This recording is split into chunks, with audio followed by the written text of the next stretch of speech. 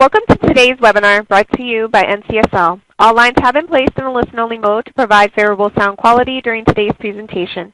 It is now my pleasure to turn the floor over to Megan McCann. Ma'am, the floor is yours.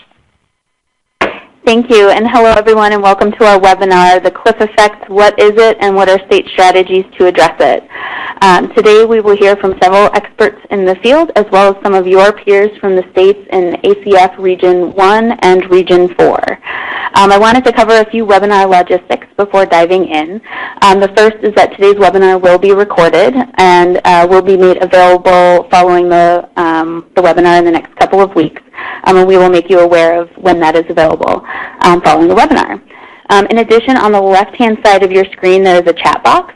Please feel free to ask any questions in there. We will be doing questions at the end of the webinar. If we are unable to answer your question then, we will follow up offline. So please add any questions or comments into the chat box as we go. In addition, the PowerPoint presentation is available to you now. It is available for download. At the very top of your screen, there's a little square or rectangle with what looks like a play symbol on it. If you click there, that is the media library, and you'll be able to download the PowerPoint presentation there. So now we'll kind of move into the webinar. The goals for today's webinar are threefold. First, learn how Cincinnati identified benefits cliffs and disincentives to work. 2, learn about Cincinnati's strategy moving forward. And 3, discuss how Region 1 and Region 4 states might utilize research and action strategies to address the cliffs in your states. To kind of run through the agenda real quick, shortly I will hand it over to Elaine Zimmerman, ACF Region 1 Director, to discuss the importance of benefit cliffs. We will then hear about Cincinnati's work in this area, followed by some reflections from your colleagues Amy Kershaw and Stephen Hernandez from Region 1, and LaMonica Shelton and Commissioner Danielle Barnes from Region 4. So now I will hand it over to Elaine to introduce the topic and our first speakers. Elaine. Thanks, Megan. So this past fall, we had a convening in a partnership that was a partnership with the Administration of Children and Families, Region 1 and 4, and with the National Conference of State Legislators. The goal is to reduce generational poverty and to see if we can't, as states, learn from one another and take our best practices and test them, teach each other in a peer-to-peer strategy, and to learn from parents about what's getting in the way, and to create a federal, state, local, state, federal alignment so that we can truly have a two-generational strategy to reduce poverty.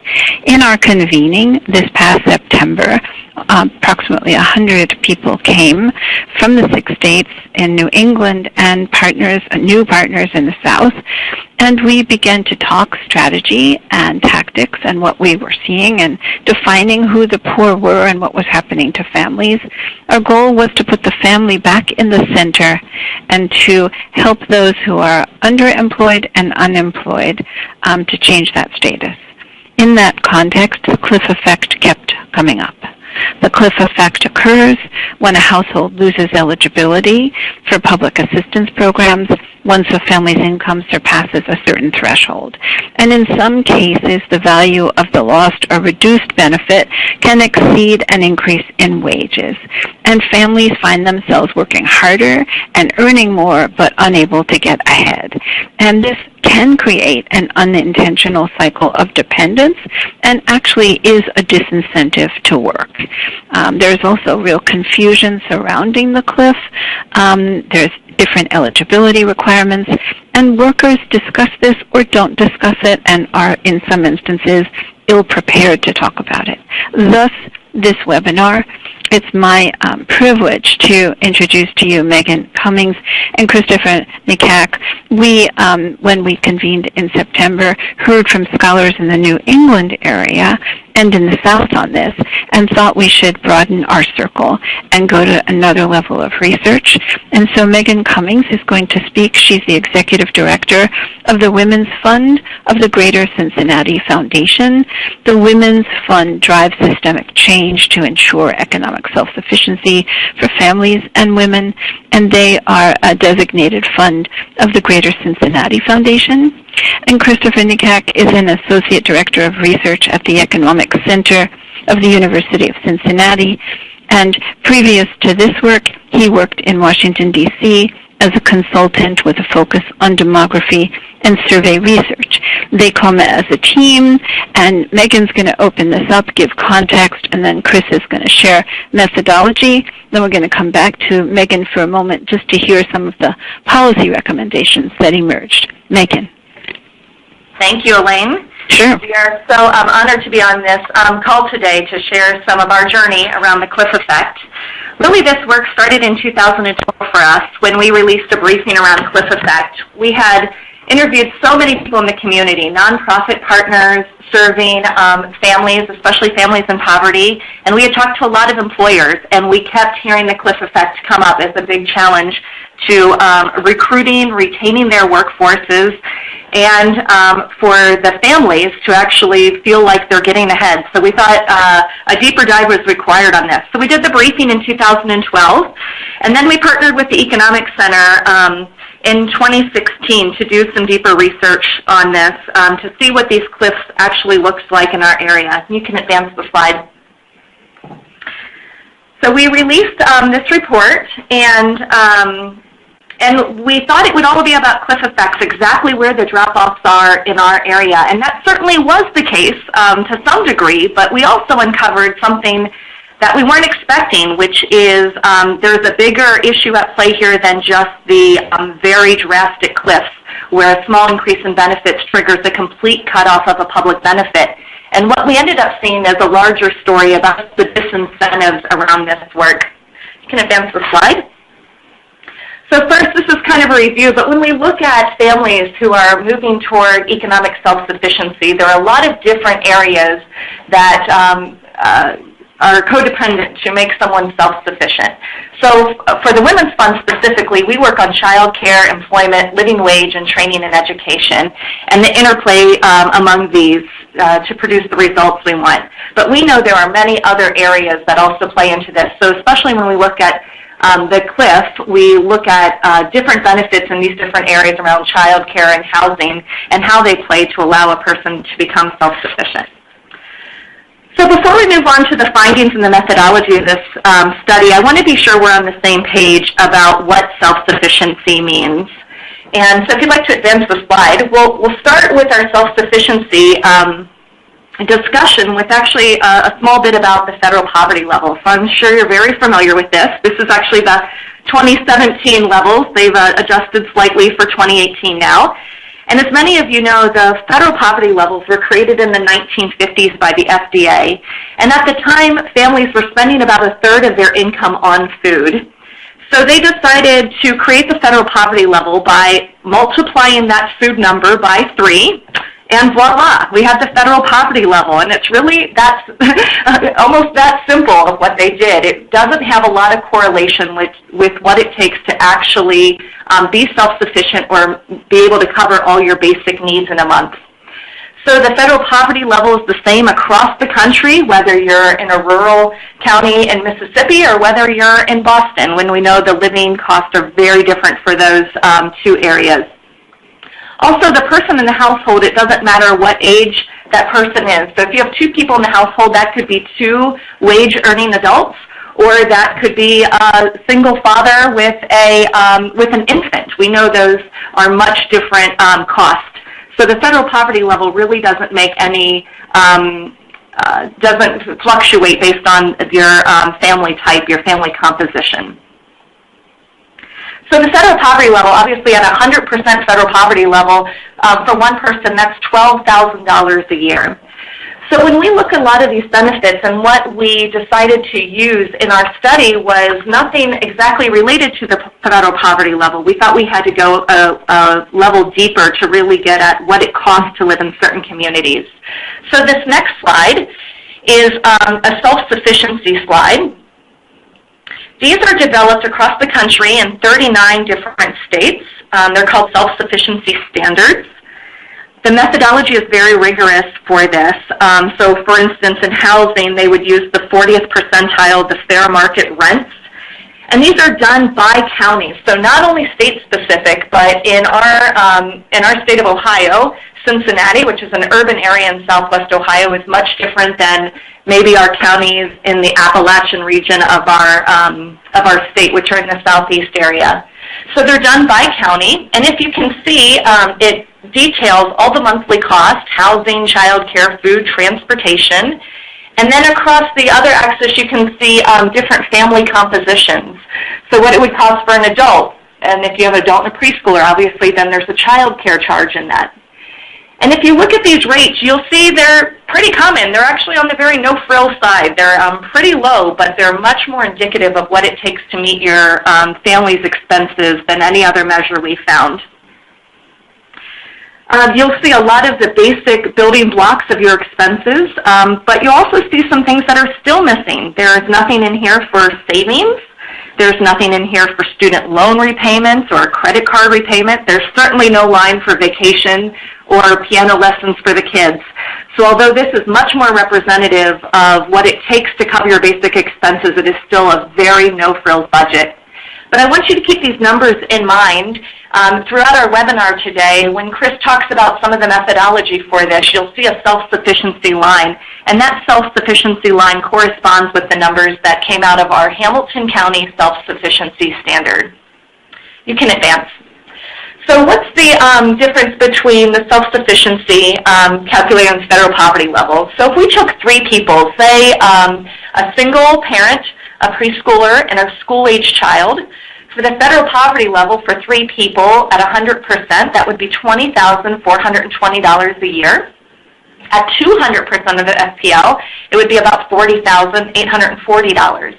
But when we look at the self-sufficiency standard against that, again, that no-frills budget that allows the family to meet their basic monthly expenses without public benefits, for Hamilton County, which is the county in which Cincinnati resides, that would be $51,000 a year just to meet those basic needs.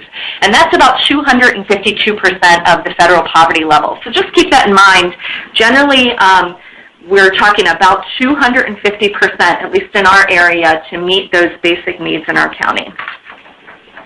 If we can advance. So now that we have an understanding about the self-sufficiency level and how it's different than the poverty level, we just want to talk about how long it takes to get to an area where you're feeling self-sufficient. So this chart right here shows a family with a employee with a $12 an hour starting wage. Our minimum wage in Ohio is $8.30 an hour, so this is fair bit above our minimum wage. And even if this employee got a 3%, a 5%, or a 10% pay increase per year, what that would mean and how long it would take them to get to self-sufficiency. Again, this is starting at $12 an hour, well above our minimum wage for our state. So if you see on the left side of the graph, you'll see that starting wage of $12 an hour. And again, even if they're getting a 3% increase a year, which is hardly standard in a lot of especially low-wage jobs, even after a decade, after 10 years, they are not even up to $18 an hour. If they're getting a 10% increase a year, they reach that self-sufficiency standard. They cross that for a family of 3 at year 6. And I think this is really important context to know that the fixes to, as we move families out of poverty, is not an 18-month or a 24-month fix. It takes many, many years of increased wages to get up to those self-sufficient levels.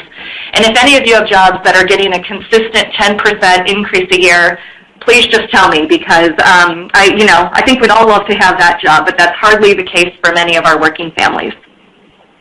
You can advance the slide. In addition to our quantitative research with the UC Economic Center and Chris Nysek, we also did a qualitative complementary study where we talked to many, many families and employers and legislators and elected officials around what the cliff effect, what they're seeing about the cliff effect in our community. And it's always a blessing when your qualitative and your quantitative data are showing the same story. What we heard so much, especially from these working families, is I'm working harder and harder, but I never feel like I am getting ahead. They feel like they're doing all the right things, and the families we talked to, they desperately wanted to be off public benefits, and they just felt like they could never get there. We talked to one employer, a hospital, and they had a standout employee, and on a Friday, they brought her into the office to tell her they wanted to promote her. She was doing such a great job, and they said, you know, we want you to take on increased responsibility in the hospital. She came back to them on Monday and said, thank you so much for thinking of me. This is wonderful. I'm wondering if I can be part-time. And they said, you know, we're so excited to have you, and we want to be flexible and meet the needs of your family, but, you know, the increased responsibilities of this job are well more than a part-time job. It'll be a full-time job. And we just don't know if we can work with you on that. She goes, no, you don't understand. I will work as many hours as you need me to work. I will work 50, 60 hours a week, whatever you need me to work. I just can't get paid for them. Because even with the new salary, that will put me in an area where I will lose my child care vouchers for my kids, and the difference in pay just won't make up for that. So this is a woman that's trying to get off public benefits, really working ahead, and the employer is stuck too because they really wanted to promote her. So that's, I think, what we're starting to see on the qualitative side of this is that the cliff effect and the disincentives that are set up in many of our state policies are not only hurting the working families, but they're absolutely hurting employers as well. So I want to turn it over now to Chris Nysek, who is the lead researcher on this project. Chris. Hey, thank you, Megan, for the introduction. That was great. So my name is Christopher Nysek. I'm co-director of research at the Economics Center. Megan gave a brilliant overview, which will cover most of my first 2 or 3 slides, so that's great. We all know what cliff effects are. That was one of the main components of this research project. We also did a little bit of research on on-ramping, which I won't be getting into today, but that's when the eligibility for application of a public assistance program does not meet the eligibility of receiving the program. So you can apply to something maybe between 100 and 138% poverty level, but after 138% you can no longer apply. However, if you were receiving it, you could receive it up to 200%. So you might be at 175% poverty, receiving a benefit. Your neighbor's at 150%, and they can't apply for that benefit. So it's just one example of an administrative or institutional barrier to some of these public assistance programs. And then we can go to the next slide. So Megan defines self-sufficiency, which is definitely the lens that we used in this for a more meaningful way to talk about how these different public assistance programs and earned income really shape your gross resources. And that's a term I'll use over and over again in this presentation. Gross resources, that's your earned income plus all the social and public assistance available to you. Next slide. We'll be talking about the federal, state, county, and local differences across a lot of these different programs. Some of you may think there aren't local or county differences to things, but coming from Hamilton County, where we have a huge shortage of housing assistance, that's a county difference that isn't felt up in Franklin County and Columbus or Cuyahoga County, where Cleveland's located. One caveat to all of the research to follow is we assume the best case scenario. And that's that these individuals are receiving all benefits available to them, and they're maintaining them annually. So they're not going through any blackout or brownout periods where they're losing some of these benefits due to a change in a work schedule or having to take another 5 hours a week off, which makes you ineligible for something. We're assuming the best case scenario. So we can get started. We'll go to the next slide. As part of this project, we wanted to come up with really easy to read and understand symbologies for a few different case studies. This one is a single parent with a preschooler. We highlighted 3 different income ranges, $16,000, which is similar to the 2-person poverty level in 2017, $22,000, which is approximately 138%, which is Medicaid cutoff, and $40,000, which is 250% poverty, because that's where we see the self-sufficiency guideline more or less resting between 200 and 300% self-sufficiencies, or poverty is generally where self-sufficiency is. So you can see as we go from 16,000 to 22,000, we're losing our supplemental nutrition assistance program. When we go to 40,000, which is near self-sufficiency, we're losing a lot more of those public assistance programs. We'll go to the next slide. And we kept these same income brackets just to show how familial composition as well as household composition affects when you lose benefits, which is absolutely logical. You should maintain benefits for longer with more people in a household. The self-sufficiency level for this family, for example, is right around $60,000, which would be 252% of the federal poverty level for a household of 3, regardless of whether or not it's 2 wage-earning adults and a school-age child, or if it's a single parent of 2 infants or a preschooler and an infant. We replicated this data for 3 different counties in Ohio, a county in Kentucky, and a county in Colorado. We can go to the next slide. So on this slide, it looks like the animation has already gone, but there's a lot to go through on it. So walk with me here. On the bottom, we have earned income. We're not showing anything over time here. We're simply showing as income goes from $5,000 to about $40,000. And this is for a single parent of a preschool-age child. So across the bottom axis, we're seeing from left to right, $5,000 a year in earned income all the way to $40,000 a year in earned income. On the left side, the vertical axis, we're seeing from $0 to $45,000, and that's for gross resources. So all the earned income plus all of the public assistance available. On the graph, you can see all the different colors represent the different public assistance programs, where that mint green or Tiffany-esque green color, that represents earned income. So if we could, I think the line will start moving. Yeah, there we go. So we're going from $10,000 a year, and at the top we see that self-sufficiency line with the dotted line. We're really not increasing much, and we're actually approaching a cliff that'll happen right about $10 an hour full-time, and then we lose some public assistance, primarily Medicaid switching to ACA. And now we're keeping the earning increasing, but our gross resources really didn't increase that much. So on this graph, we went from making $5,000 a year working full-time, or at least 25 hours a week, which is the requirement for a lot of these public assistance programs, or 25 hours a week, including commute, all the way up to making $40,000 a year full-time. When we talk about disincentives to career advancement, this is the chart that I really want to hammer home.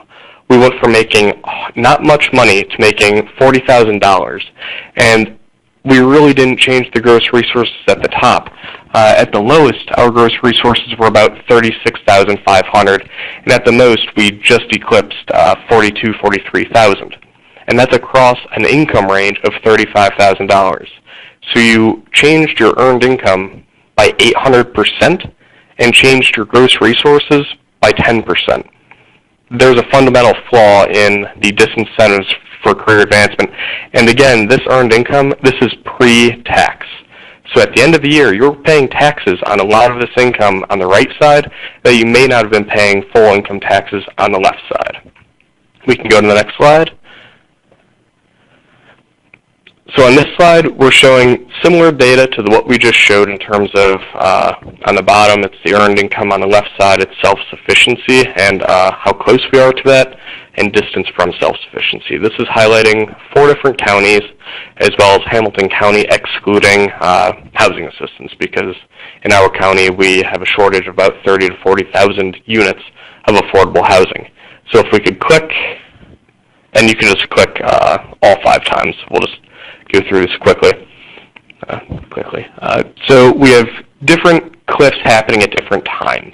So the first cliff is the loss of supplemental nutrition assistance program, followed by Medicaid, and then we have a loss of child care assistance at different times based on the state. So this illustrates a single parent of a preschooler, these cliffs. And on this chart, the cliffs look much more severe than on the previous chart, and that's due to the change in the axis.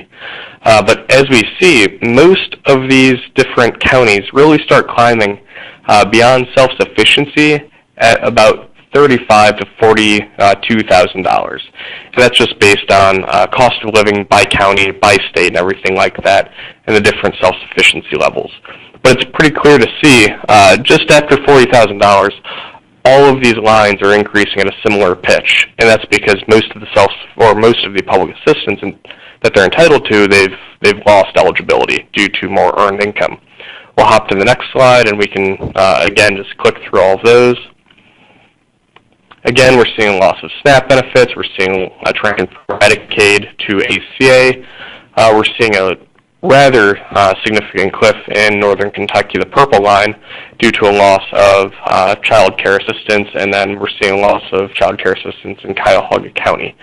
And on this graph, we see that the housing assistance cutoff, the dotted orange line, meets the solid orange line, representing Hamilton County in both, at about $30,000 a year, because that's when you'd lose your housing assistance locally. When we did the same research for Denver, Colorado, we saw that there was a $6,000 earned income band where families were better off sacrificing their housing assistance in order to maintain other benefits or receive more benefits in other categories, that it was actually an arbitrage situation.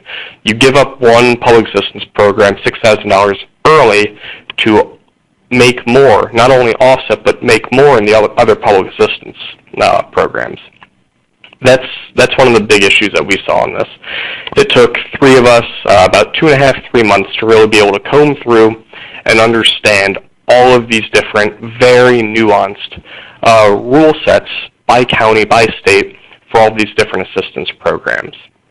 So this is a very complex issue, and we can hop to the next slide. That it took three of us a lot of time to do. However, we know that there are people in the community, based on the qualitative research, that they know the rules forward and backward, and they act as a community repository for this knowledge to really be able to help people navigate this difficult system. So in this conversation, we mainly spoke about increasing the amount of money you make per hour or your earned income in a year, but I'd like to make one more point before I pass it off, that it's not only about increasing hourly wage. Let's assume somebody in Hamilton County, a single parent of a preschooler, makes $20 an hour working 20 hours a week. They spend about 5 hours a week on their commute, which satisfies the 25-hour minimum. So at the end of the year, with their public assistance, they're going to be making about $42,500. Let's say they really want to help their family out and change the economic future of their family, not only for them, but for their child and generations to come. They go from working 20 hours a week at $20 an hour to working 40 hours a week at $25 an hour. You would assume that would have a huge impact on their economic well-being, but at the end of the year, their gross resources only increased by $900. They just spent an additional 1,000 hours a year for $900 of gross resources. That's 90 cents an hour, and these numbers are all pre-tax. So at the end of the year, they're going to be worse off working twice as much, an additional 1,000 hours a year, than they would if they just stayed at part-time at $20 an hour, making all of their gross resources. We didn't even get into anything where people make temporary decisions about seasonal work, where they may take on an additional retail job around the holidays to cover additional food burden, or buying gifts for their children, or anything like that. Whereas by taking that part-time job, they could potentially income themselves out of eligibility for the on-ramping effect, as well as reducing how much they'll be receiving in public assistance once they lose that part-time seasonal position. So we're treating public or social assistance as more or less a guaranteed income, while career advancement is forcing people to take risks. Of course, I'm not arguing that I want people not to take risks. However, if we're going to set policy considerations, we need to make sure we're working towards satisfying the needs of most or all people, not building systems that require gamification or edge case scenarios. So in summation, we saw huge economic disincentives for career advancement, from $8 an hour to $20 an hour for individuals working full-time. Yeah, guess I hit those 4 points in that last rant. Okay, well, we can go to the next slide. I'm ready to pass it back to Megan. Thank you all very much. Okay, well, so that's great. Thank you so much, Chris. And Megan, I wonder if you could share with us some of the community and state recommendations that we might chew on that are some policy remedies for what really is clearly a disincentive for people who wish to move forward out of poverty. Thanks. Great, thank you. So as we both mentioned, I mean, these are really complex issues, and there's no one silver bullet to change this. But these are some things we think will help. First, as far as public benefits policies, how might we create a step-down benefits process that is calibrated to increase in pay? So really looking at these issues in your own states and your own counties even, because we saw differences within Ohio counties to really understand this. We might lengthen the time frame for eligibility reassessment to eliminate benefit cuts during short-term income increases. What we have to understand about this population is oftentimes they're working multiple part-time jobs to constitute their whole earned income picture.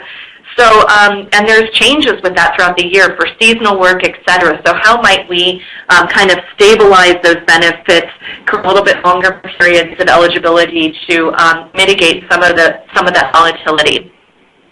And also, we need to simplify the application and reapplication process for work support benefits.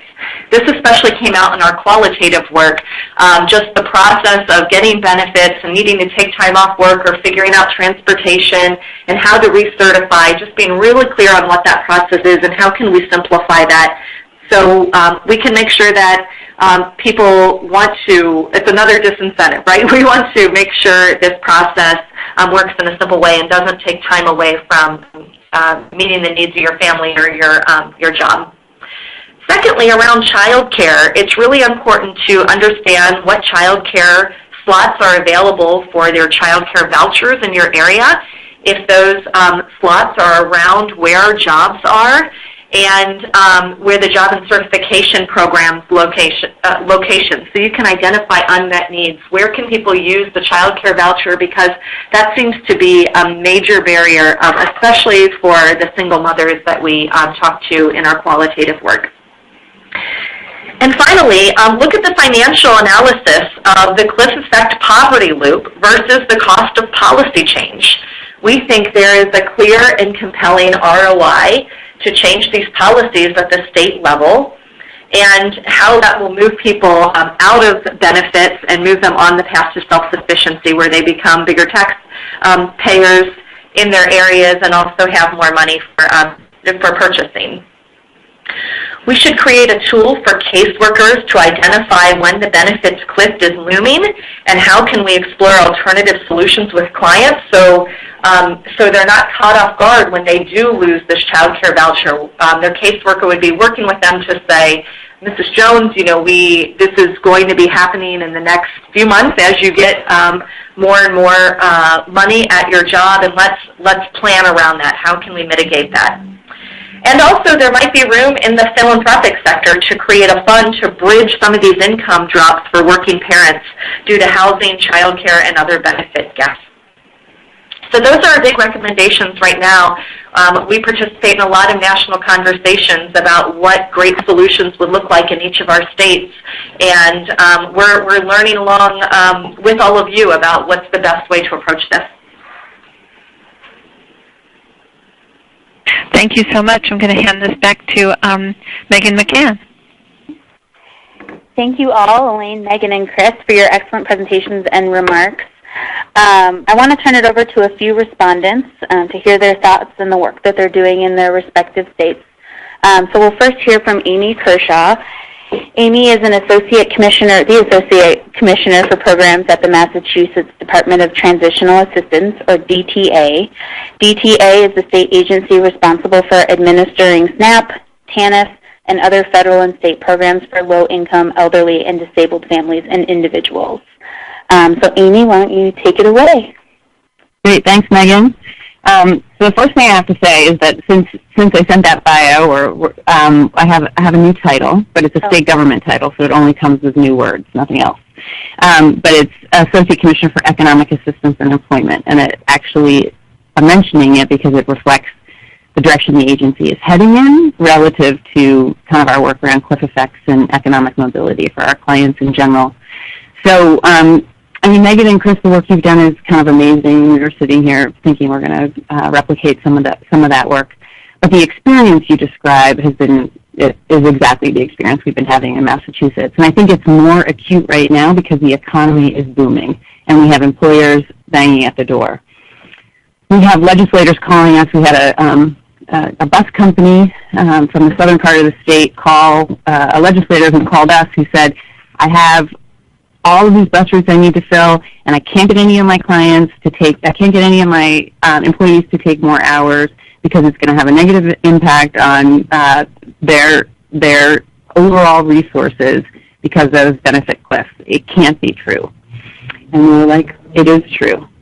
But I think that the real opportunity right now, and I want to just recognize that Jennifer James, who's my partner in so many pieces of crime, is on the phone from our workforce system.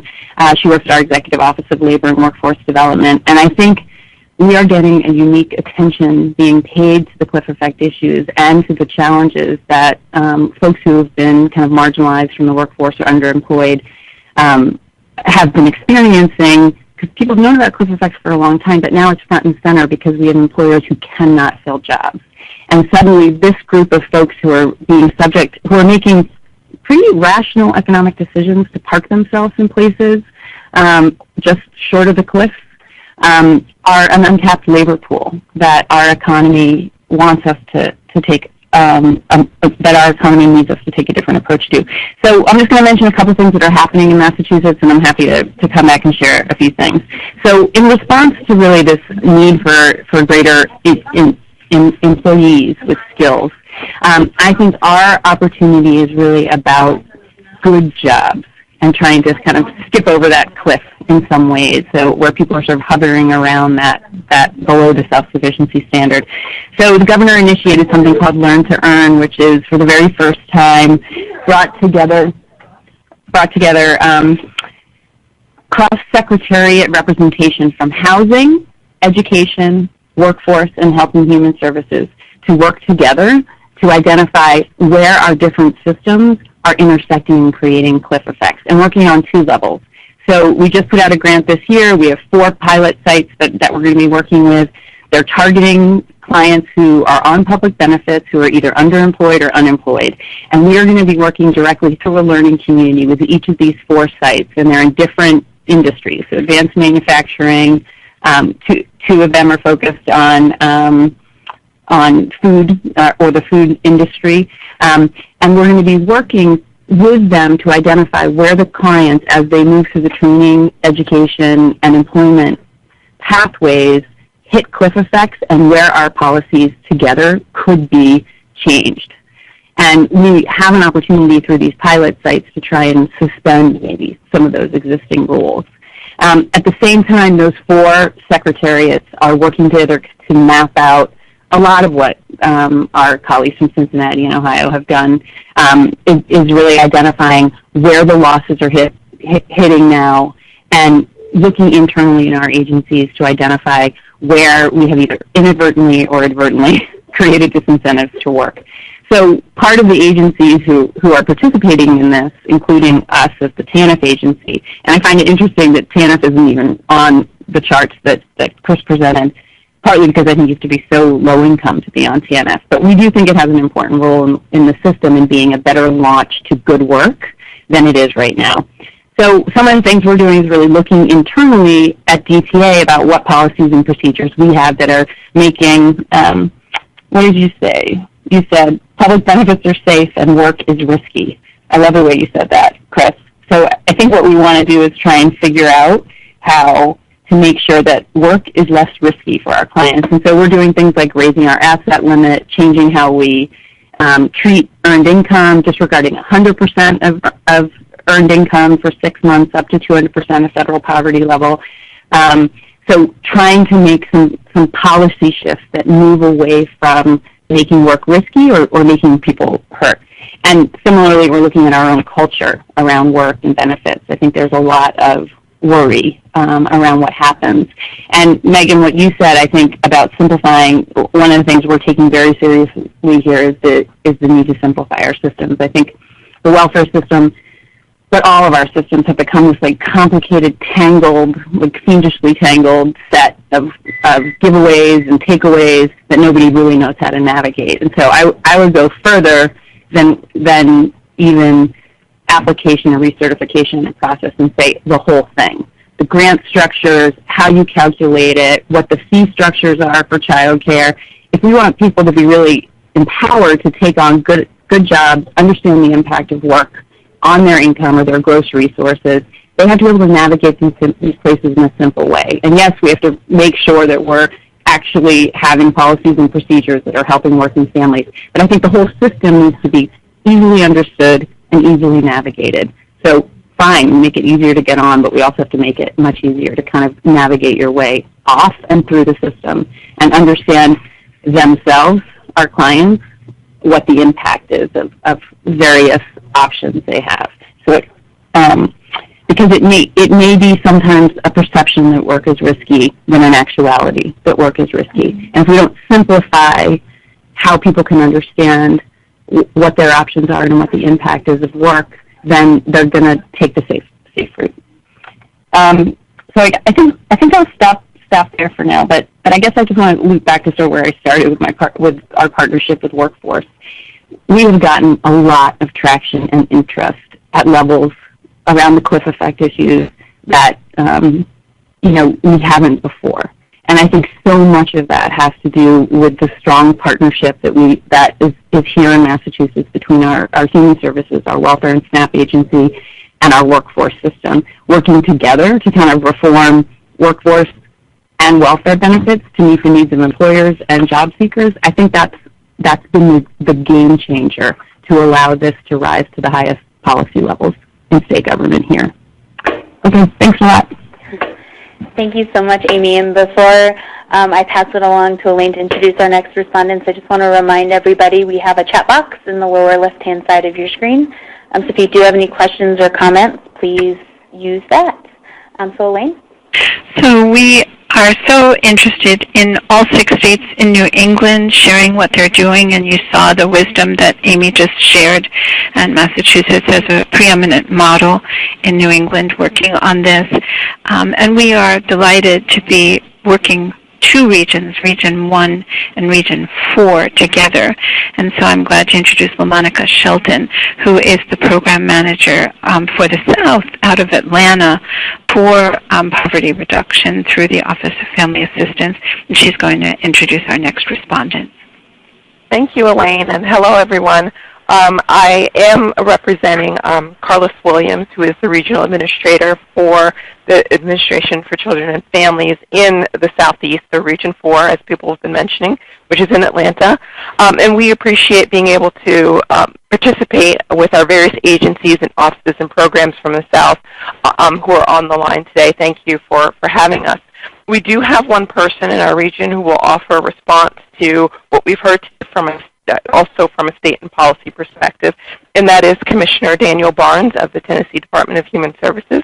Commissioner Barnes is leading the state's effort on what they call 2G for Tennessee, which I love that name, which is their whole family services strategy.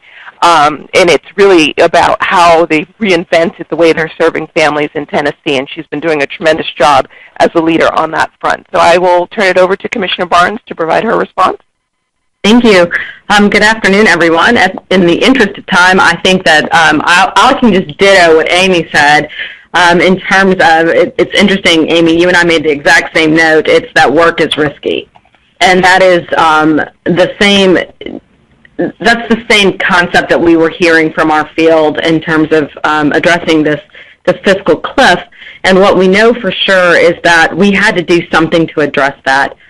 We've been, as LaMonica mentioned, really been taking a look at our entire family and approaching our work from this 2-generation approach, which means we know for sure that we have to address families and address children, parents, provide economic supports, provide community supports in order for a family to become successful. But even with all these wraparound services, what we were continuing to hear is that some of our customers just didn't want to take that promotion or take that extra job because, or out of fear of hitting that fiscal cliff and then re-entering back into some of these benefit programs. One of the ideas, one of the concepts that we've highlighted this year has been a bill to try to address that fiscal cliff in our TANF program. And this bill does two things. One of them is we wanted to address the standard of need in Tennessee, which for us had not been adjusted since about 2000. So it's been almost 18 years since the standard of need had been addressed. So when you're thinking about the level of benefit, it was really hard for us to reconcile that we were working with families and providing such a little benefit, and that was the fear from taking on that next job or that next promotion. As we began to think about that, however, we also thought, well, what can we do to provide a work incentive, if you will? And so this legislation does propose this work incentive, which would provide an additional transitional temporary assistance for TANF for up to 6 months for a household, for a family that has working. And so that, for us, what we hope that will allow is that that customer who wants to take that promotion or that next job, and they're fearful, have that fear of hitting that cliff, this will allow them a little bit of extra transition time as they figure out how to truly enter into self-sufficiency. One of the things I also want to highlight is, and we heard this say before, there's a big difference between hitting the poverty level and hitting self-sufficiency.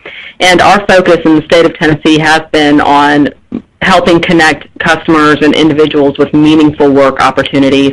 Part of the governor's initiative since he came into office in 2011 has been what he terms the governor's drive to 55, and that's ensuring that we can get more individuals connected with 2-year technical or 4-year degrees. And part of that is making sure that we help our customers know how they can begin to connect with those opportunities, which these transitional benefits would allow them to do as well, so that that individual can then come out and obtain that higher paying, more meaningful job as we begin to have seen the more need for as the economy begins to rebound and those jobs have become a little bit higher available. So that's what's happening in Tennessee. I'm happy to expand upon any of that, but I certainly want to save some time for our other speakers.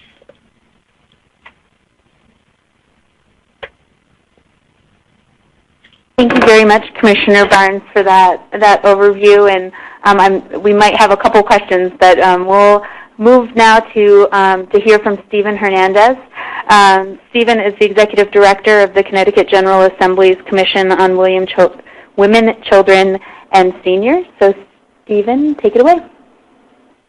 Thank you so much, Elaine. And you know, as I listen to these really wonderful and cogent presentations, specifically starting with Ohio, and of course moving to our sister state, Massachusetts, I'm reminded of kind of the tale of two states that we are with our neighbor, Massachusetts. Connecticut is going through a really difficult financial times, in fact, not only as a state infrastructure, but also as we lose a lot of our retiring seniors to other states, and we try and coordinate a thoughtful workforce strategy to really build up from within the workforce capacity of the people in our state to match the jobs that are becoming available in our state as we lose our seniors.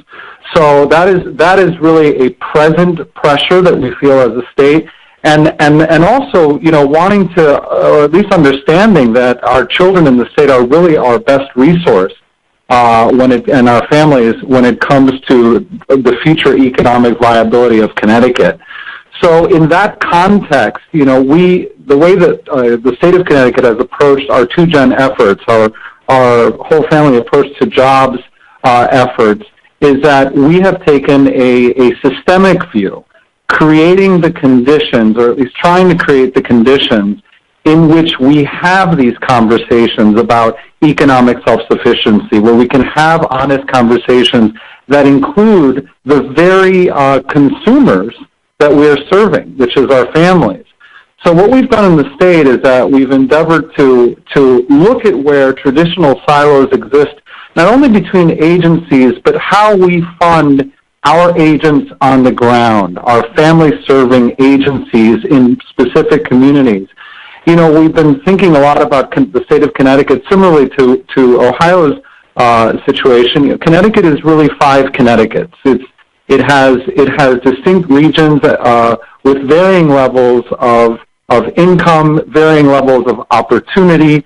You know, we have some of the wealthiest districts in the country in Connecticut, while we also have some of the poorest and, of course, rural communities in the upper northeastern part of the state that are still reeling from losing a lot of its industry a couple of decades ago. So as we look at our 5 Connecticut's and how it is that we think of economic self-sufficiency throughout our state, it's imperative that we create systems at the state level that are talking to each other and talking to our communities. So what we've endeavored to do firstly is that we created an interagency working group at the state level that includes both the executive and legislative branch and the judicial branch. Key agencies within those 3 within 3 branches of government that can start dissecting how it is that we create siloed environments for our families and really start looking at how we can lift some of the very barriers that you have described throughout this presentation. Another thing that we did is that we are currently endeavoring to create a position, a researcher position within our legislature that will be specifically charged with looking at our laws, looking at barriers and opportunities in our laws, and helping us really move the state at a policy level toward an environment that really can look at benefit cliffs and similar issues much more clearly and directly. So the reason I say all of this and the way that we arrived at this was really organically from our communities up. You know, we are now in our 3rd, almost 4th year of endeavoring a whole family approach to jobs. And we started this whole effort by piloting in our communities, in several communities in the state, a community of learning around some of the barriers that our families were facing every single day. And from those barriers, we heard time and again the very same stories that you're describing here.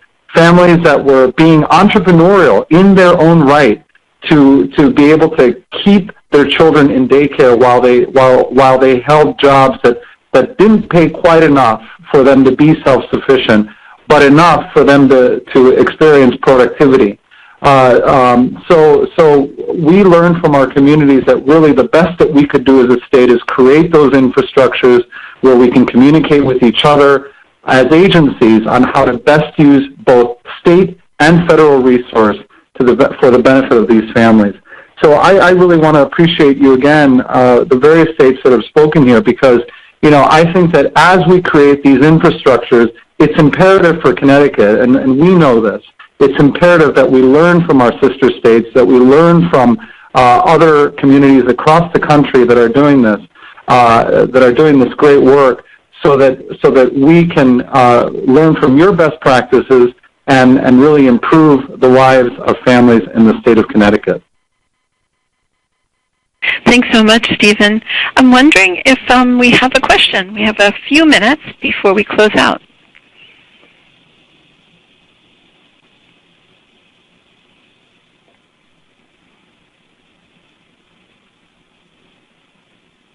I don't know that we got any questions in our chat box, so we might be good to kind of close out. If you have questions, here's our contact information, and we're happy to answer any. But Elaine, do you want to say a few things?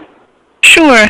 So, one, thank you so much to all of those who listened in and also to those who spoke.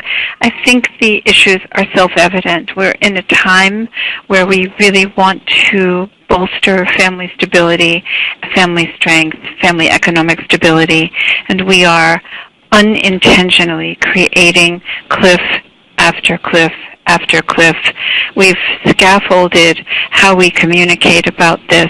The right hand doesn't know what the left is doing. People aren't trained in it, and we are dizzying families unintentionally, and then sometimes blaming them when actually the cliff is a cliff.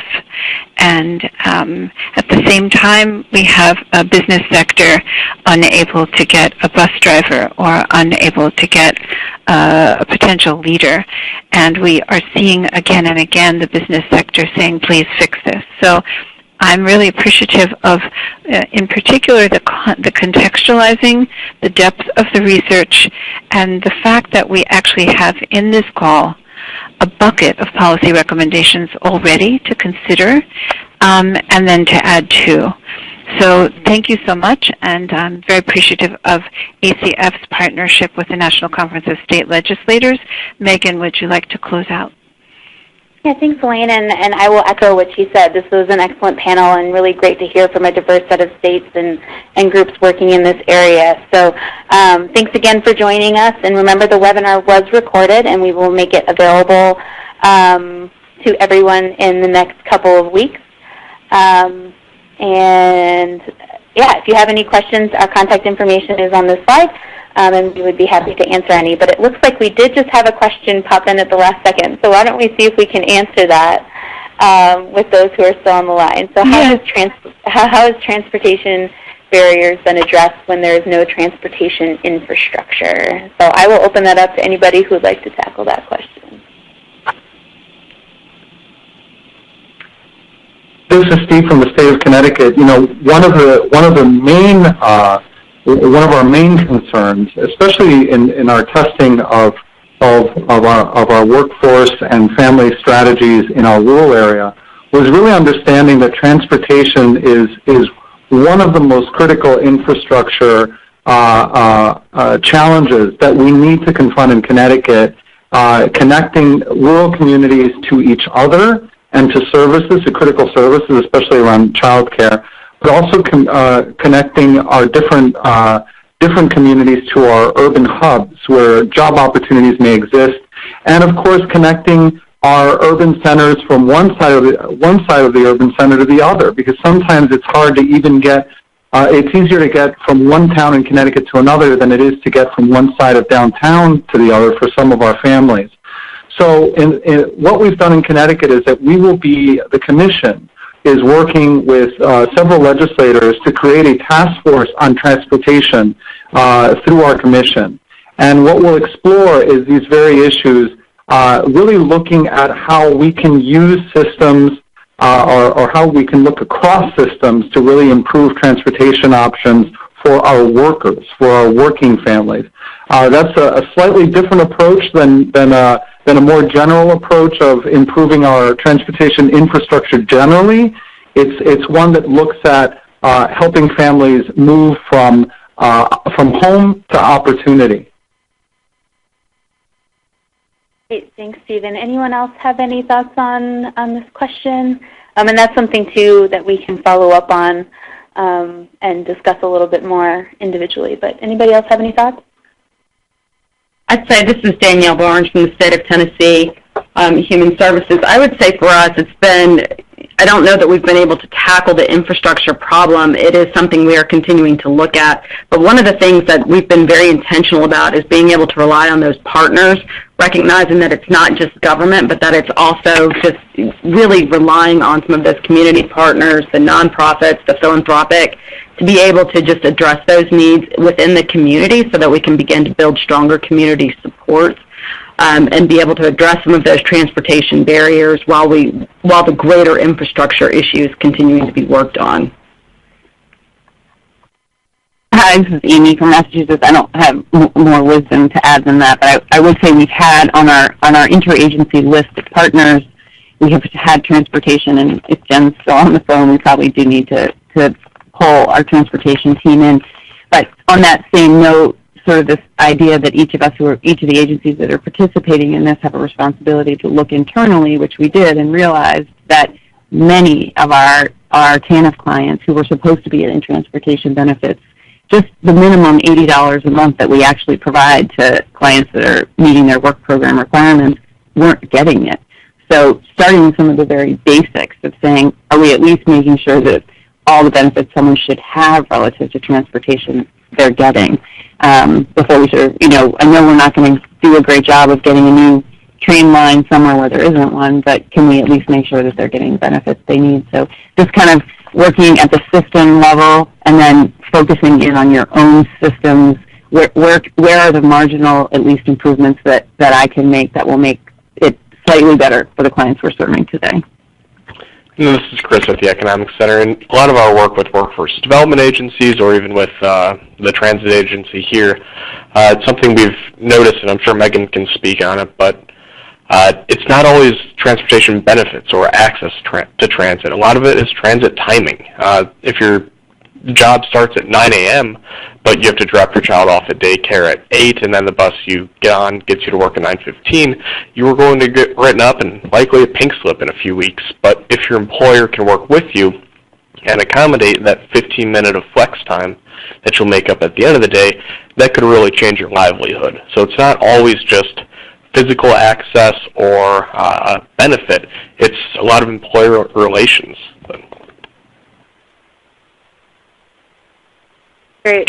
That's a great point because it shows just in this one question the circle of activity and actionable strategies that need to be considered. Thank you for that. All right, so I think we'll close it there. But thank you again, everybody, for joining, and we will be in touch. Or please, if you have any questions, reach out to us. So thanks, everybody. Thank you. This does conclude today's webinar.